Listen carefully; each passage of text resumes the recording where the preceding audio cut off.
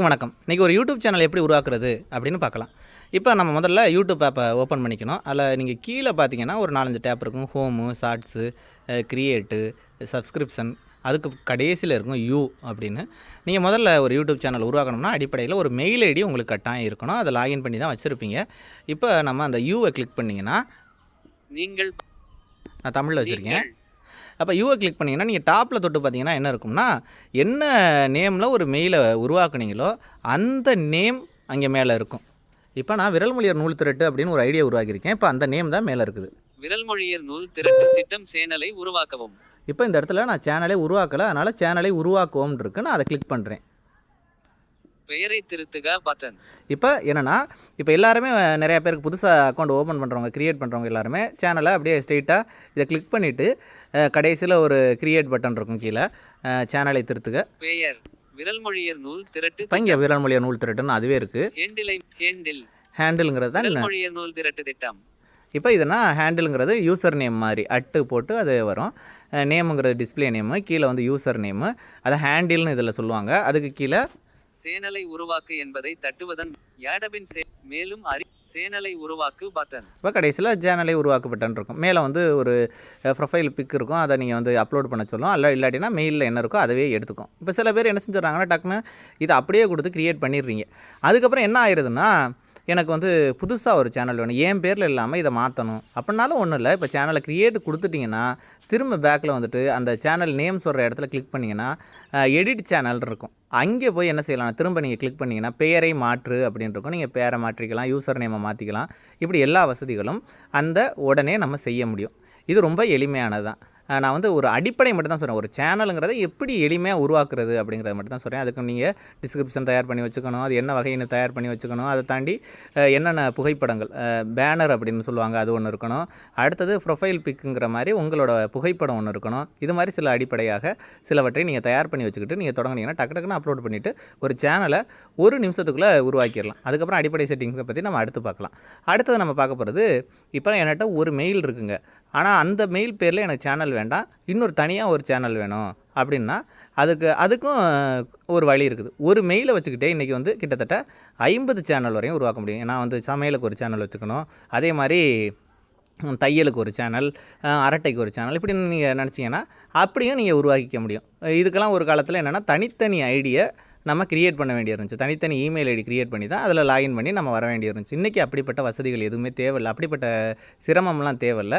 இன்றைக்கி ஒரே ஐடியில் கிட்டத்தட்ட 50 அக்கௌண்ட்டுகள் வரையும் உருவாக்க முடியும். அது எப்படி நம்ம உருவாக்குறது, ஒரு தனியாக இன்னொரு சேனல் எப்படி உருவாக்குறது அப்படிங்கிறதையும் நம்ம பார்க்க போகிறோம். இப்போ அதுக்கு நீங்கள் என்ன செய்யணும்னா, குரோமுக்கு போகணும். மேலோட்டம் யூடியூப், மேல் சிஸ்டம், மேலும் அமைப்புகள், குரோம், யூடியூப், மேலும் குரோம் பக்கம் 3 கீழ் 3. இந்த குரோமுக்கு போயிட்டு நீங்கள் என்ன செய்யணும்னா, டெஸ்க்டாப் தளத்திற்கான ஒரு அமைப்பை வந்து இயக்கி வைக்கணும். குரோமை பிரத்யேகமாக்கு அப்படின்னு தமிழில் நான் வச்சுருக்கேன்.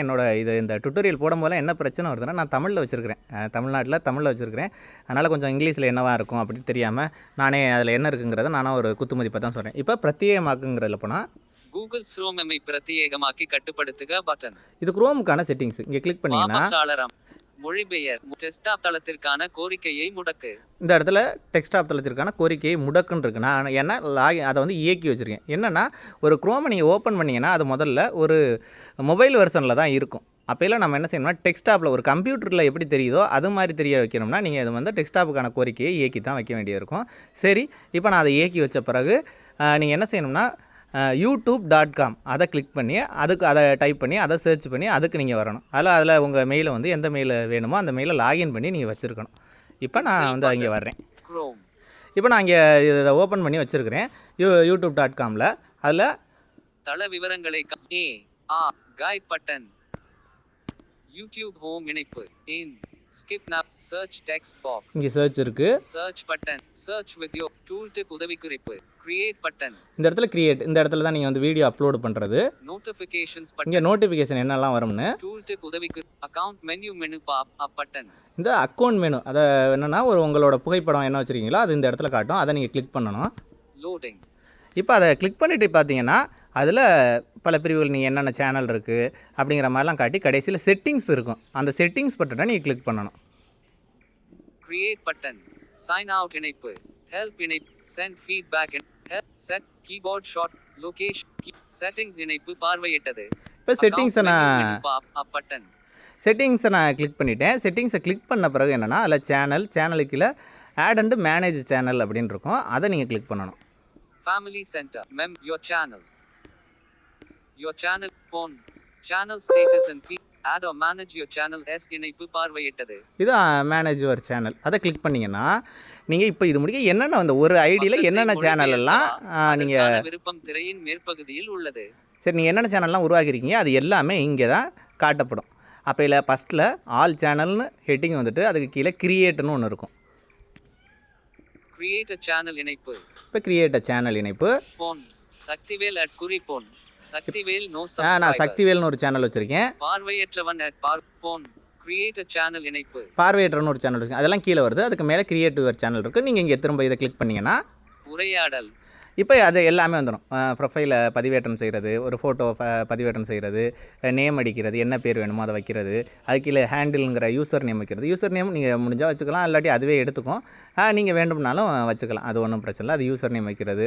அதுக்கப்புறம் கீழே வந்து கிரியேட் சேனல் கொடுத்தீங்கன்னா உங்கள் சேனல் கிரியேட் ஆயிரும். அதுக்கப்புறம் நீங்கள் யூடியூப்பில் போய் பார்த்தீங்கன்னா இதுவும் என்ன செய்யணும், என்னென்ன சேனல்லாம் உருவாக்கியிருக்கோமோ அதோடு சேர்ந்து இதுவும் பாப்பப் ஆகும். நம்ம உடனே அடுத்த சேனலுக்கு நம்ம உடனடியாக மாறிக்கவும் முடியும். லாகின் லாக் அவுட்லாம் பண்ணாமல் அதே அக்கௌண்ட்டில் மாறிக்க முடியும். இந்த பார்த்தீங்கன்னா இருக்கும். Handle text box name text box select picture button. இங்கே தான் செலக்ட் பிக்சர், அதுதான் சொல்கிறேன். ப்ரொஃபைல் ஐடி வைக்கிறது. Select name text box. இந்த இடத்துல நேம் டைப் பண்ணணும். அட்குறி போட்டுன்னா அந்த ஹேண்டில் டைப் பண்ணுறது, அதான் யூசர் நேம்னு சொல்லுவாங்க. You can view and change my account முற்றுப்புள்ளி. அப்போ இது வந்து இந்த saktivel.act.2003@gmail.com இந்த ஐடியில் தான் என்னது இந்த சேனலெல்லாம் இணைக்கப்பட்டிருக்கு அப்படிங்கிறத சொல்லும். கீழே கிரியேட் சேனல் இருக்கும். நீங்கள் கிரியேட் கொடுத்துட்டிங்கன்னா புதுசாக சேனல் வந்துடும். சரி, சேனல் உருவாக்குறது இது தான். இப்போ 2025 வரையும் இப்போதைக்கு இது தான். நாளை பின்ன என்ன செய்யலாம்னா புதுசாக சின்ன சின்ன மாற்றங்கள் ஏற்படலாம். அதனால் ஒரு சமூகத்தை பொறுத்தளவில், சமூக ஊடகங்களை பொறுத்தளவில் கணக்குகளை உருவாக்குறது, சேனல் உருவாக்குறது எல்லாமே ஒவ்வொரு வருஷத்துக்கும் சின்ன சின்ன மாறுதல்களை பெறும் அப்படிங்கிறத ஞாபகம் வச்சுக்கணும். அதனால் நீங்கள் யூடியூப்பில் போய் தேடுறீங்க அப்படின்னா என்ன செய்யணும்னா சேனலு கிரியேட் செய்கிறது எப்படி அப்படின்னு போட்டு 2025 அப்படின்னு போட்டு தேடினீங்கன்னா தான் இந்தந்த வருஷத்தில் என்னென்ன அப்டேட் வந்திருக்கோ அதுக்கேற்ற மாதிரி காணொலிகளோ அல்லது வேறு கட்டுரைகளோ வரும். இல்லாட்டி 2021 சேனல் உருவாக்குறது சற்று வேறு மாதிரி இருந்துச்சு. அப்போ ஒவ்வொரு அக்கௌண்ட்டுக்கும் தனித்தனியாக கிரியேட் பண்ணுற மாதிரி இருந்துச்சு. இன்றைக்கி கொஞ்சம் மாறி இருக்குது. அடுத்த வருஷம் புதுசாக ஏதாச்சும் இன்னும் இதை விட எளிமையாக கொண்டுட்டு வரலாம். அதனால் தேடும்போது இது எல்லாத்தையும் கவனத்தில் கொள்ளணும். இணையத்தை நீங்கள் சிறப்பாக வேலை வாங்கினீங்கன்னா உங்களுக்கு நல்ல நல்ல தகவல்கள் கிடைக்கும். அடுத்த வீடியோவில் சந்திப்போம். நன்றி.